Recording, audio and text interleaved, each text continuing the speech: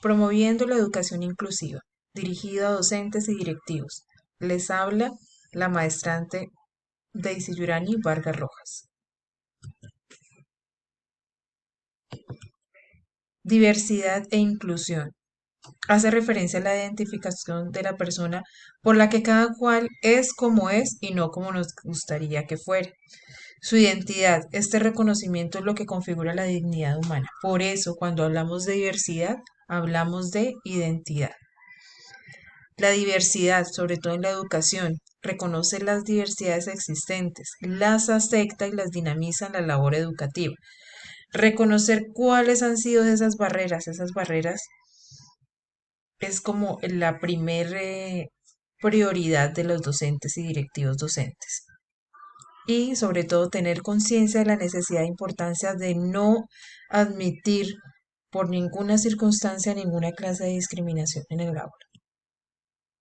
Esta es una pequeña gráfica donde vemos claramente estos conceptos o estos términos que se han manejado a través de los años. Y es la exclusión, segregación, integración e inclusión, que es allá donde queremos llegar, a una verdadera inclusión. Normatividad. Bueno, vamos a hablar un poco de nuestras leyes, normas, decretos que han fortalecido el proceso de los derechos de las personas con discapacidad. Uno es la Convención Internacional sobre los Derechos de las Personas con Discapacidad, fue en el 2006, la Ley 1346 de 2009, el Foro Mundial sobre Educación, Educación 2015, Ley Estatutaria 1618 de 2013 y Foro Internacional sobre Inclusión, Equidad en la Educación Colombia y el Decreto Nacional 1421 de 2017, que en este decreto pues nos vamos a detener para, para establecer pues todo lo relacionado a la discapacidad en cuanto a la parte educativa. Acá hablamos de las generalidades del decreto 1421. Primero, pues aplican todo el territorio nacional a las personas con discapacidad, sus familias, sus cuidadores, el Ministerio de Educación Nacional, entidades territoriales, establecimientos educativos de preescolar básica y media, instituciones que ofrezcan educación de adultos, ya sean de carácter público y privado. ¿Qué quiere decir? Todas las personas tienen el derecho a la educación. Señala como responsabilidad a las secretarías de educación, departamentales, municipales. Ellos son los encargados como de articular toda la parte y gestionar toda la parte de que se cumpla este decreto.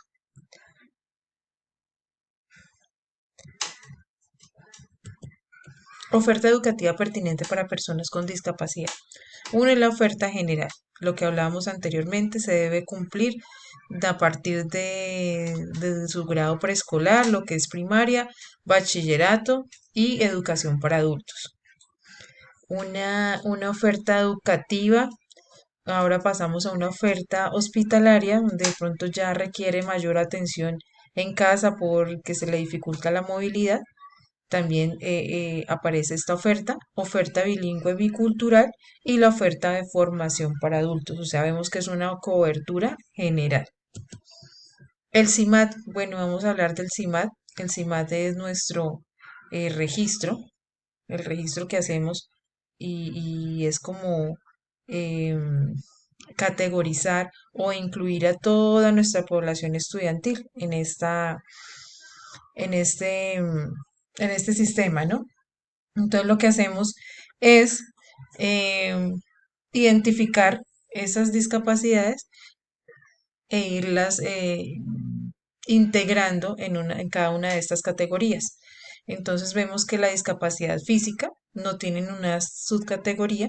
Si nosotros vemos que hay un niño con silla de ruedas, entonces lo incluimos en esta parte de discapacidad física. Discapacidad auditiva, discapacidad visual, que eso sí tiene dos subcategorías, que es la ceguera y baja visión irreversible. Y ahí pues hay que ser muy claros que en discapacidad visual no se pueden, digamos, incluir los niños que tienen gafas, que usan gafas, no hacen parte de esta discapacidad visual, o sea que no van dentro categoría.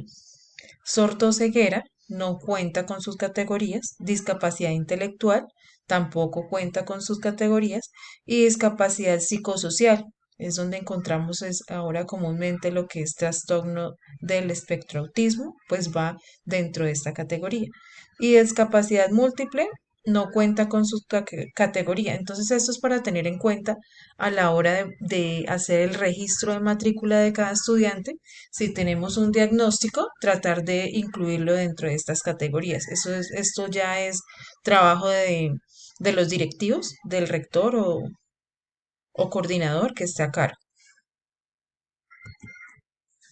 Para el Ministerio de Educación Nacional, tal como se refiere en el decreto 1421 del 2017, se concibe a un estudiante con discapacidad como, esto es algo clave y que hay que tener en cuenta. Persona vinculada al sistema educativo en constante desarrollo y transformación con limitaciones en los aspectos físico, mental, intelectual o sensorial, que al interactuar con diversas barreras actitudinales derivadas de falsas creencias por desconocimiento, institucionales de infraestructura, entre otras, pueden impedir su aprendizaje y participación plena y efectiva en la sociedad, atendiendo a los principios de equidad, de oportunidades e igualdad de condiciones.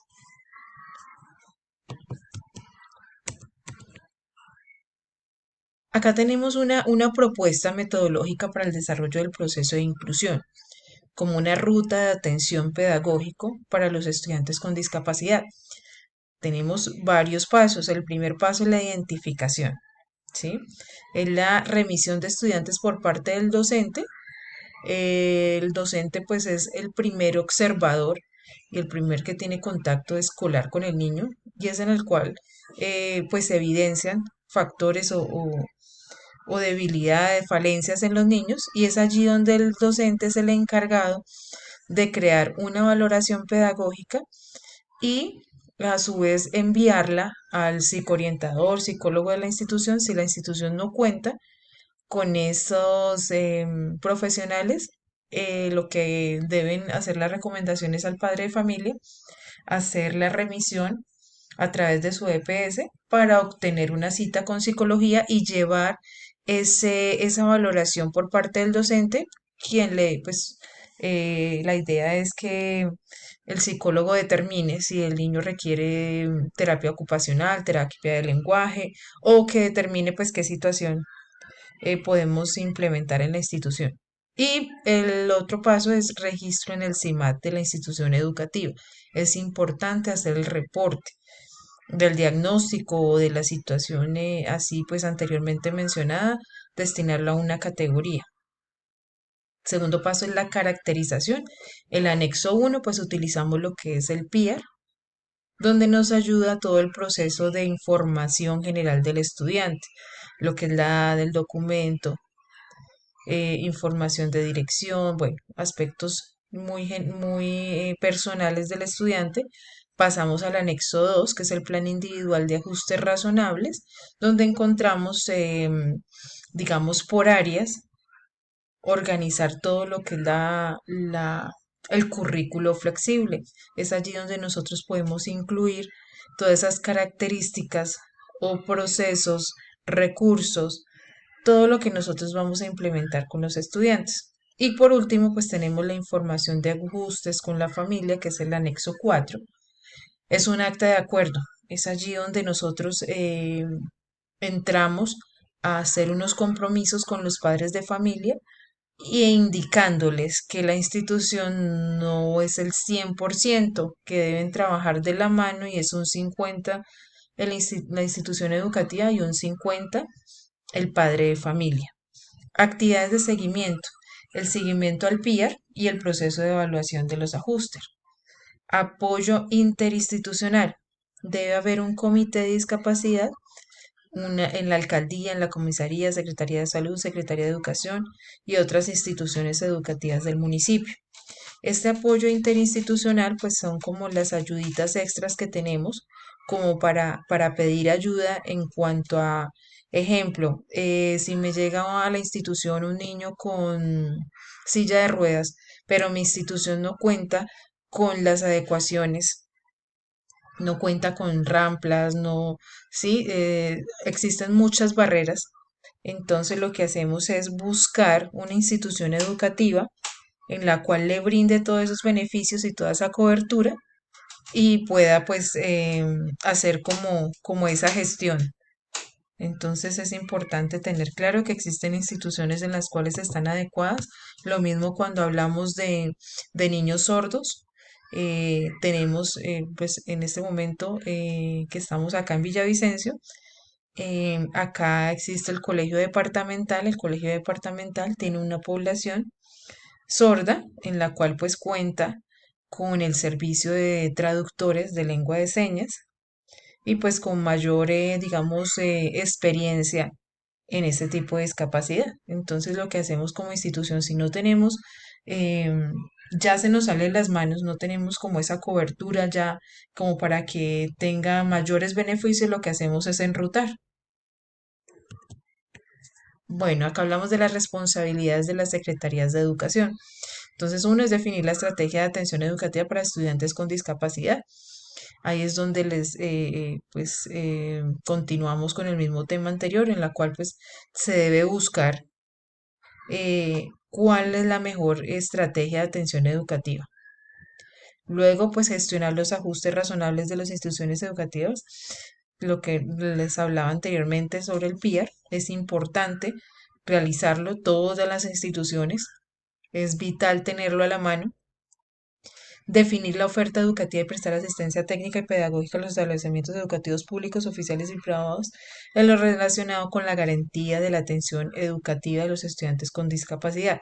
Hay muchas instituciones que se dan el lujo o de pronto porque les da miedo o porque, bueno, muchas circunstancias en las cuales cuando llega un niño con discapacidad lo rechazan.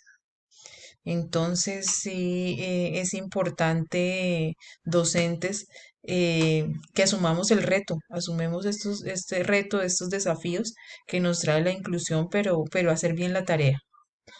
Definir y gestionar el personal de apoyo que requiere la entidad territorial. Articular con la Secretaría de Salud de cada jurisdicción la certificación de discapacidad, valoraciones y atención de estudiantes con discapacidad. Bueno, acá hablamos de obligaciones de las familias. Si nosotros tenemos una obligación como docentes directivos, pero también la familia tiene una gran obligación. Uno es adelantar anualmente el proceso de matrícula del estudiante con discapacidad.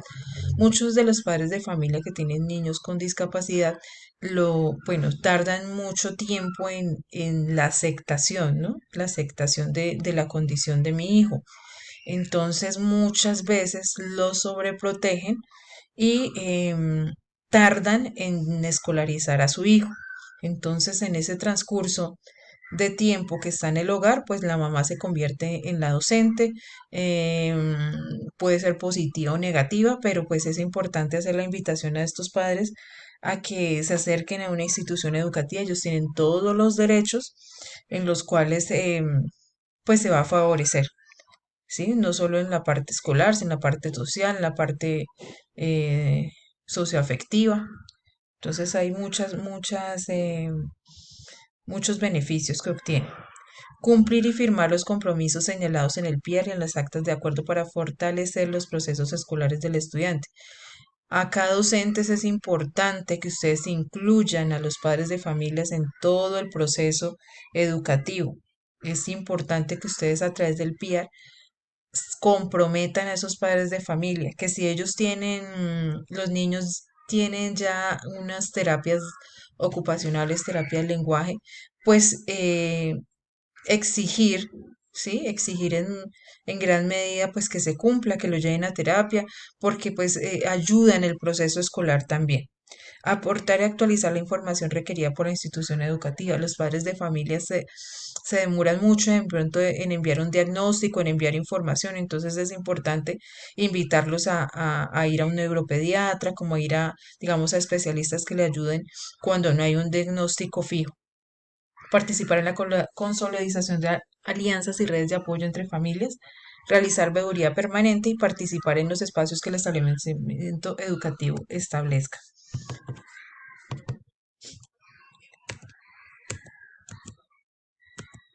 recomendación del plan de